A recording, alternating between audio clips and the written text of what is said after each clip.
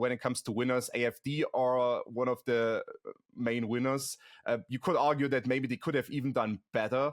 Alice Weidel, their leading candidate, she didn't really perform well in televised debates or even that highly recognized talk on X with Elon Musk. She didn't really do well. She didn't really make any specific points beyond anti-immigration policies and maybe returning to nuclear power. That's two of the points she makes repeatedly.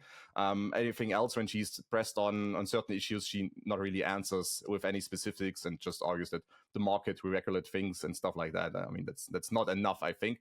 But still, they are one of the biggest winners, AfD, especially when you look at the fact that the turnout was at 84%, so the highest since German unification, meaning that the AfD is not just supported by, let's say, motivated protest voters, but they are supported by a huge chunk of the German population, actually. And they received up to 20 or even beyond 20% of the votes, even in the wealthy southern and southwestern German states, where you could argue, all right, people are still doing well. It's not just that they might be against anything that's going on in Germany, but they are still turning up and voting for the AfD. So they are one of the big winners, and the other are the left, Die Linke, because they were essentially basically pronounced dead a couple of weeks ago or a couple of months ago when Sarah Wagenknecht and her group split from the party, did well at state elections, and you thought the left are basically done, but then they re-emerged,